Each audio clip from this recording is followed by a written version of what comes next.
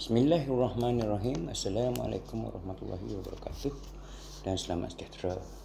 Jadi hari ini kita meneruskan lagi sesi modul metrik kita, iaitu sesi yang kelima yang bertajuk RP3A mengelak hanyutan relaps, carta kepulihan garisan tambatan,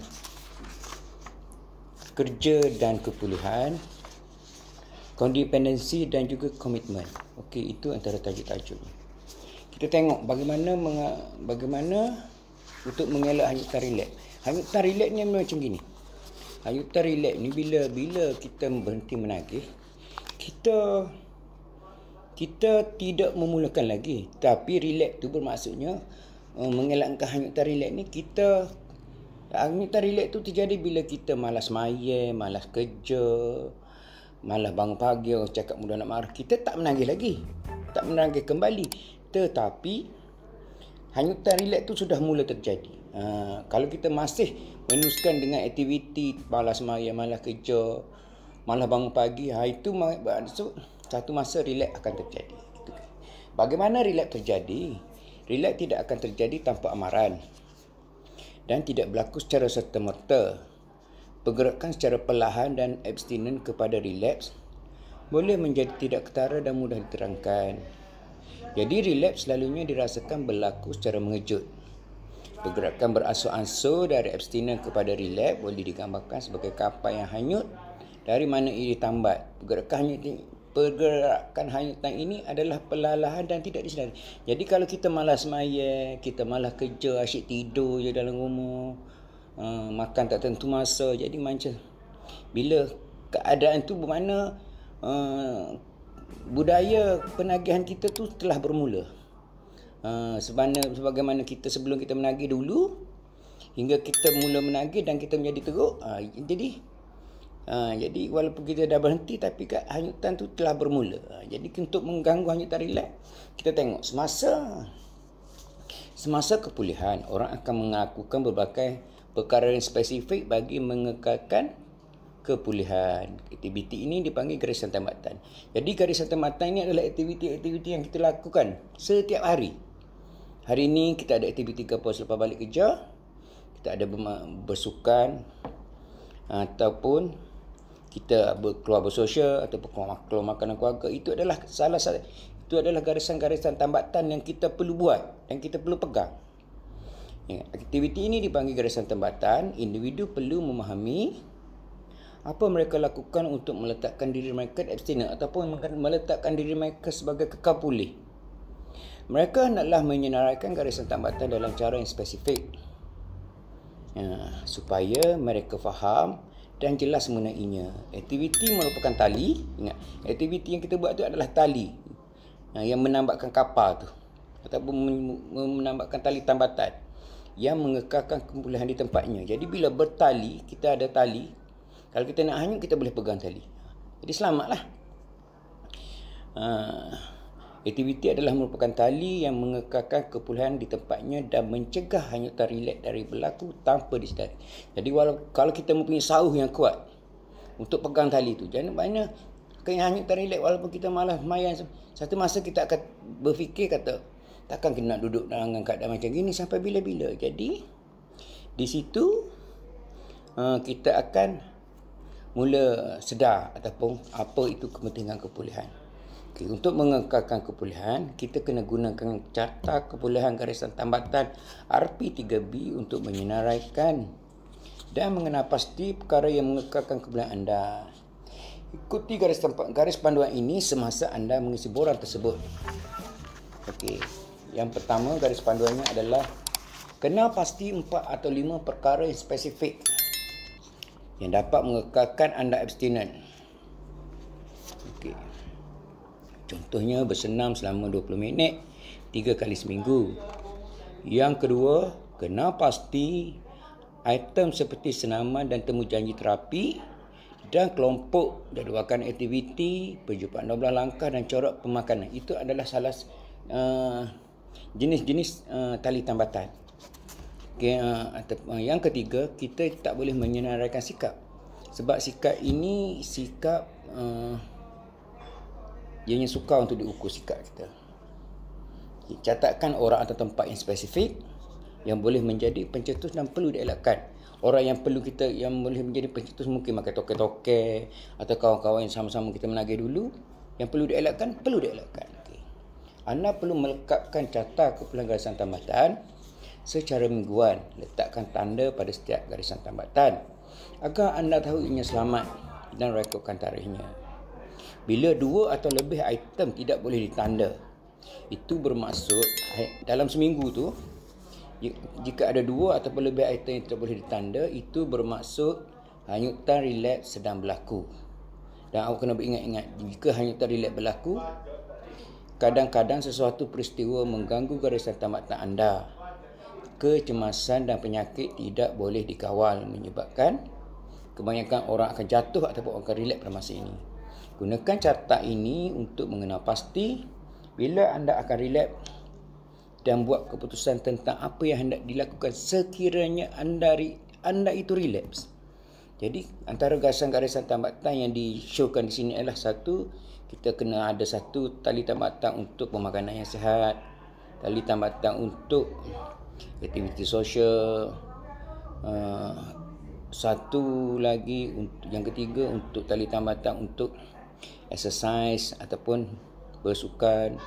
Yang keempat, tali tambatan untuk meeting ataupun penjumpaan yang kita mesti hadir dalam seminggu. Dan yang kelima adalah berjumpa dengan ahli terapi lah. Jadi di sini kita tengok carta kumpulan garisan tambatan. Anda belajar tingkah laku baru dalam keperluan anda. Tingkah laku ini adalah garisan tambatan bagi meletakkan keperluan anda stabil dan terkawal. Ini adalah penting untuk mencatatkan tingkah laku baru dan memeriksa ia setiap minggu bagi memastikan garisan ini adalah selamat. Kejatuhan satu ataupun lebih garisan tambatan akan menyebabkan anda hanyut dan seterusnya relapse. Jadi seboleh-bolehnya dalam carta garisan tambatan ni, awak kena isi sepenuh yang mungkin. Jangan tipu. Jadi di sini bila awak melakukan sesuatu seperti makan makanan yang sihat, pemakanan. Okey, hari ni tarikh contoh 16 hari bulan. Tulislah 16 hari bulan. Okey, makan pagi, makan tengah hari, makan malam. Okey, 16 hari bulan. Okey. Macam bersukan. Okey, ini 16 hari bulan bersukan ke tak? Kalau bersukan, okey. Jika awak tidak bersukan hari ini, mana awak kosong tempat tu. Bila kosong satu atau tempat yang tidak boleh ditanda, yang tidak ditanda, itu bermaksud hanyutan relaks sedang berlaku. Itu saja daripada garisan kumpulan garisan tambatan. Okey, untuk tajuk yang RP4 dalam sesi 5 ini ialah kerja dengan kepulihan. Okey. Setengah situasi pekerjaan boleh menyebabkan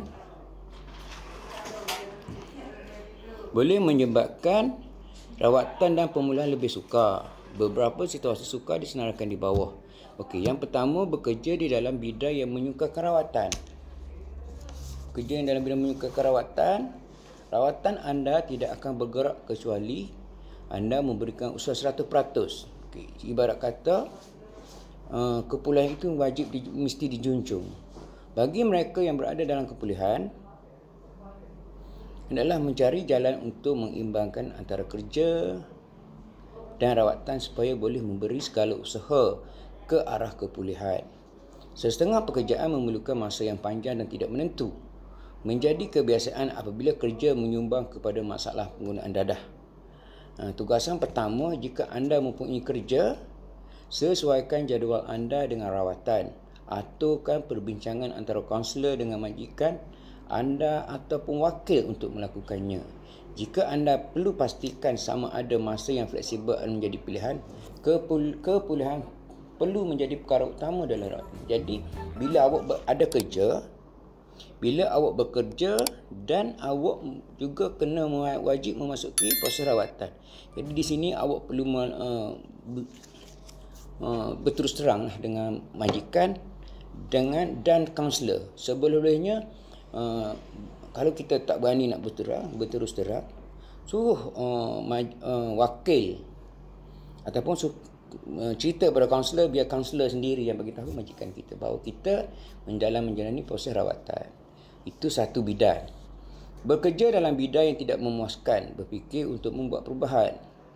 Semasa kepulihan, perubahan besar dalam pekerjaan, dalam perhubungan dan sebagainya perlu ditangguhkan untuk yang paling minimal 6 bulan dan yang paling lama adalah 1 tahun ataupun mana-mana yang bersesuaian. Alasannya adalah seperti berikut. Alasannya adalah mereka yang dalam kepulihan mengalami perubahan yang besar. Kadang-kala mereka merubah pandangan terhadap situasi personal. Jadi macam ni. Bila kita berhenti menggunakan dadah, masa tu kita rasa kita ni terlalu sensitif. Orang tegur pun tak boleh, orang hina pun tak boleh. Jadi itu dipanggil merubahkan pandangan mereka terhadap situasi personal. Jadi orang pandang kita ni lain macam. Yang kedua, perubahan memberi sebarang perubahan memberi tekanan. Tekanan utama perlu dielakkan sebanyak mungkin semasa kepulihan. Jadi apa-apa benda yang boleh memberikan tekanan, kebosanan, kesunyian, kemarahan, itu sebaiknya elak selagi boleh. Yang ketiga, bekerja dalam situasi di mana kepulihan adalah sukar. Situasi bekerja yang sukar untuk digabungkan dengan rawatan dalam komuniti termasuk situasi di mana mereka perlu bekerja dengan mereka yang minum alkohol ataupun menggunakan dadah setiap hari. Jadi kita nak kerja, kita dalam proses kepulihan, proses rawatan. Jadi perlu bekerja di tempat yang selalu ada dadah. Jadi kita agak bermasalah lah situ. Yang kedua, pekerjaan yang melibatkan jumlah orang yang besar pada satu masa yang tidak dijangkakan. Contohnya bila kita bekerja dalam kedai makan ataupun kedai runcit. Jadi di situ pengaliran wang tunai keluar masuk banyak. Jadi masa tu kalau kita ambil 100 pun tak ada orang nampak. Tidak bekerja dan memerlukan pekerjaan. Apabila seseorang keluar bekerja, rawatan akan menjadi sukar dengan alasan berikut. Mencari pekerjaan adalah perkara utama. Yang kedua, mencari pekerjaan. Hari-hari cari kerja. Hari ni cari kerja, minta duit dengan mak RM50 nak pergi cari kerja. Tapi kita tak pergi cari kerja, kita pergi masuk port. Besok minta duit lagi nak pergi cari kerja, masuk port lagi. Yang kedua, masa lapang sukar diisi dan struktur membolehkan kejayaan luar biasa. Jadi konon-kononnya kita ni tak ada masa lapang. Dan struktur yang membolehkan kejayaan rawatan luar tiada. Jadi noyaknya macam mana? Kalau macam gini, sebaik-baiknya baik dalam pusat. Masuk puspen lah. Barulah masa lapang tu terisi.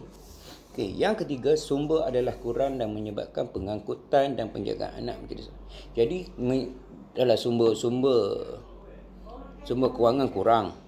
Jadi nak datang lapor diri bermasalah sebab kenderaan tu isteri guna untuk ambil dan hantar anak sekolah.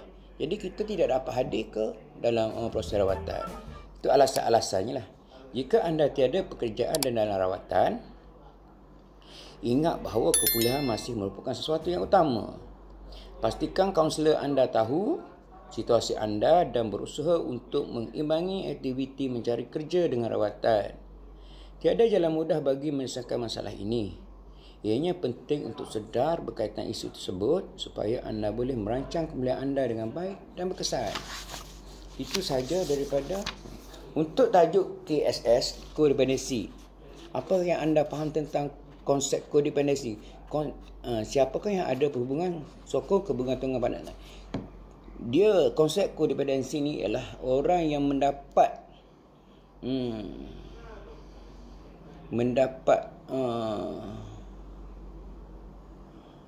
orang yang tercalik apabila atas kesalahan kita. Siapa yang ada perhubungan? Keluarga, rakan tempat kerja, orang jiran-jiran, orang kampung, ahli masjid. Bagaimana perhubungan ini mempengaruhi anda? Sebab kita dalam proses kepulihan kita masih memerlukan sokongan daripada orang-orang tersebut. Jadi semasa kepulihan, perubahan yang anda lakukan untuk menguruskan perhubungan ini adalah bergantung kepada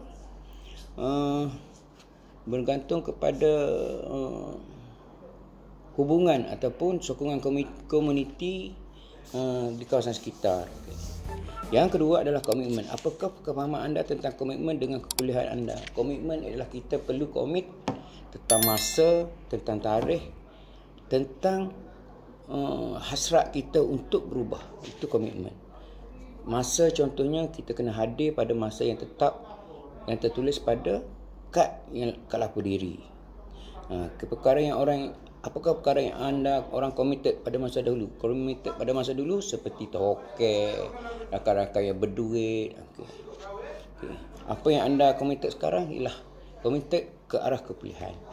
Okey. Betapa pentingkah komitmen keluarga? Memang komitmen keluarga penting dalam kepulihan. Sebab sokongan keluarga adalah satu-satunya benda yang besar untuk menyokong kepulihan kita. Betapa pentingkah komitmen kepada kawan-kawan anda? Penting. Kita harus komit kepada rakan-rakan penagih kita yang masih di luar sana, yang masih bergelombang. Cuba ajak mereka ke arah kepulihan. Bagaimana anda mengekalkan komitmen anda sekarang? Pastikan masa tepat, perjanjian masa tepat, ikut tarikh yang tertulis. Jika ada program, kita hadir program. Itu antaranya komitmen yang kita boleh beri kepada untuk kepulihan kita, untuk menjayakan lagi. Jadi harap-harap klien dapat sedikit sebanyak daripada sesi hari ini untuk membantu kepulihan anda. Sekian, terima kasih.